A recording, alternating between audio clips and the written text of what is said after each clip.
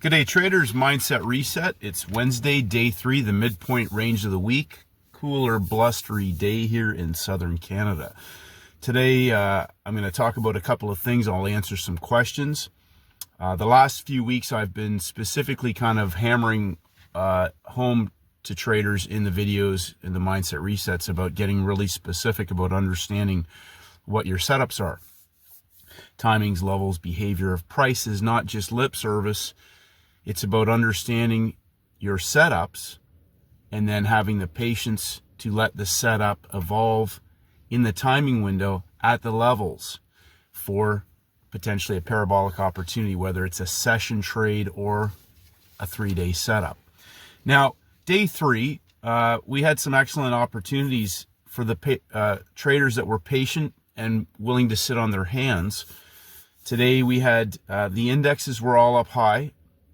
I'm going to talk about that in a moment, but I will look at gold. Gold broke out on Tuesday, took out the low of last week. We had a peak formation high on Friday. That's a 3-day template for a day 3 blow off.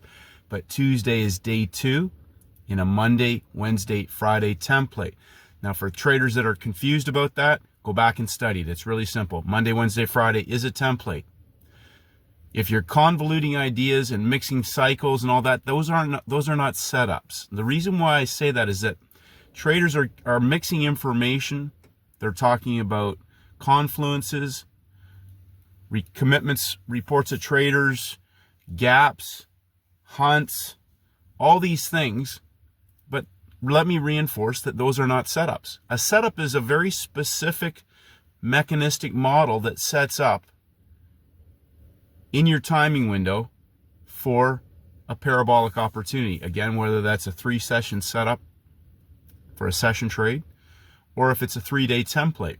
Now, the indexes, we're on day 3. It's Wednesday, day 3, the midpoint range of the week.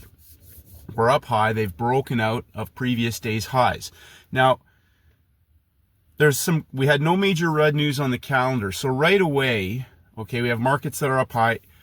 We could potentially be seeing reversals. Now, here's the thing I want to clarify to some traders. They asked me about, is this a good short? Is this a good short? Is this a good short? But here's the thing I want to suggest to traders to step back and understand that just because something is up high and the indexes are going to move, that we could potentially now see those markets break down. But I'm not really interested in trying to sell the high on those days. Now, again, this is where traders have to get specific about the types of markets they want to trade and the setups they want to trade. And what I mean by that is that it doesn't mean that it's not going to give you a trade. It's the type of trade that you want to be taking and getting into. I'm looking for something that I can find coiling horizontally for an explosive move. So that said, think about it this way. Wednesday, day 3 could end up becoming a signal day, a first red day. It may not play out as a first red day template on the backside of the week. We could get a first green day, as we saw pound New Zealand last week. First red day, a coil on Thursday. It coiled, gave a first green day parabolic move in Asia and a 3-session reversal in the U.S. session that became a first red day on Monday. So this is why I suggest to traders that, so for example, a couple traders took those trades, which eventually broke down when the DJ30 was underneath closing price. It worked up, 3rd hour short again. NASDAQ broke out and reversed and eventually collapsed down to closing price, 50 pips, and still working that level, I think last time I looked. S&P was breaking down underneath as well. So candidates that can potentially be reversing, yes. They have the volatility that attract traders to trading those markets, yes. My response to that is, if that's the setups that you want to trade, then only you can answer if that is a setup to you. So for example, my friend Steven, I talk about Steven as he trades breakouts of markets. There was an ideal candidate for Steven today on the NASDAQ. Now, that is a reset day, day 1, heading into the backside of the week. So understanding that, no major red news on the calendar, why would that market all of a sudden just collapse down 300 pips? It might. I don't know. What is the setup? Or is this potentially going to be a market that breaks down, becomes a first red day, and eventuates maybe into a first red day trade tomorrow or Friday. Don't know until it gets there, until it sets up. So the setups that you're trading, you're the only person, the trader, him or herself, that can answer the questions regarding those setups. So if you're trading a reversal on day one and you know you're going to be trading back against other time frame traders, those are the types of situations that if you know your setup and you're going to execute, you should not be getting shaken out if it's a winning trade. Meaning that if you're going to take that, you should already understand that that is the type of market conditions that you're going to be trading in, if that is the setup that you choose to trade on the day. So again, that's a day one reversal possibly. I don't know. The market's still got lots of time to trade. It might go back up later today. Who knows? My point is that the setups that you're trading, you should know exactly what you're getting into. So the question I always ask myself, which is why I don't want to trade that, is could I put size on this setup? Or is this a nail and bail? So for example, I took a trade on the Mexican peso today. Now, I used to trade the peso years ago, but my spreads got too wide, and then I started to look at pairs that gave me tighter spreads in the same potential opportunities. One thing that's attractive about the peso, again, questions I ask myself, is that I can't even remember the last time I took a trade on a major pair other than the Japanese yen. I might have traded the New Zealand dollar or something a while ago, but very rarely do I take a US dollar cross in the US window. And I've mentioned that the primary reason for that, number one, is that indexes, gold, oil, and some of the cross rate pairs have more volatility. So I'm looking for setups on an instrument that instead of giving me 25 might offer me 75 or 100, or as in an index 250 or 300, depending on the setup. So with Pepperstone, I've had tighter spreads, still not the best, but they're still that market is worth adding into my basket, and I've been tracking that a little bit more the last few weeks, courtesy of Marvelous. He trades the peso. And so, again, it's about the setup. Today, that market gave a fantastic low of the week coil sideways, a market that broke out on Tuesday, day two, outside of the opening range, coiled sideways, and gave that template, the starter, the coil, into the open of the US window. Vertical 100 pips, zero heat, zero stress. That's a sizable opportunity. The coils are sizable. Trying to trade the reversal for me would be hard for me to size into that. Day two, maybe. Day three, absolutely, because now we could be going on a range expansion. So we have a day three reversal at the low of the week that coiled sideways for 12 hours. Breakout, coil, reversal. Again, we talked about that. Dump, coil, pump. Or pump, coil, and dump. So setups are specific, and that's why I keep repeating that phrase, because there's a lot of traders, again, who are trading movement. They're chasing volatility, they're chasing movement, but those aren't setups. And what I mean by that is, what is the rinse and repeat setup? What is it? Is it pump and dump? Is it a 3-day template? Is it a dump and pump? Is it a coil? So gold, for example, now I'll repeat this again. I'm saying this in every single video. I think every single day for the last 8 days, third hour trade in gold, whether it was counter trend, whether it's with the trend, whether it's a range expansion, third hour trade. Now, that doesn't mean it's going to happen tomorrow. Let's go back and look at that. I'll do a technical video later again today, but let's talk about gold one more time. Peak formation high on Friday.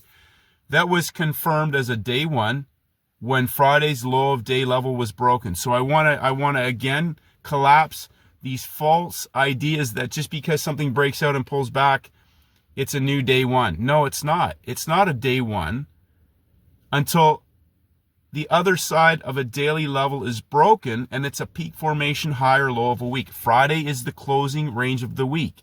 It could be a Thursday. But in this case, Friday was the peak formation high of the week. Monday broke the low of Friday's low of day. We're now in a day 2, a creeping trend that blew off after coiling sideways on Tuesday, the third day in a 3-day setup. Opening range, initial balance. In a high percentage of cases, one of those extremes can tend to hold. It reversed in that starter coil template at the low of the week into the first hour yesterday, day 2, in a new Monday, Wednesday, Friday template. And if you're confused by that, go study. Go study. Remember, this is an industry where professionals get paid. Professionals get paid. For those of you who don't like that, it's too confusing, then find one setup. Find one. Don't trade movement. Movement's 50-50. There's a lot of furus out there chasing movement, teaching about movement chasing. It's like the Ghostbusters. It's movement busters. It will blow your account out. So gold, though, dumps down inside of yesterday's high of day. So dump and pump, go look at the template I put up, the low day, high of day, 3 levels of dump. But here's the thing. Sit on your hands and wait. Let the market set up. Let the market set up. And 1 hour, 2 hours, third hour coil inside of our EMA, basic model for trade entry criteria, closing price for an explosive move back through the high of the day. Day 1, day 2, day 3. Excellent question from Donald. There's no signal day. Day 3 is a signal day. Day 3 is a signal day. Monday, Wednesday, Friday. Reset. I want all of you to think about this, is that reset. Okay?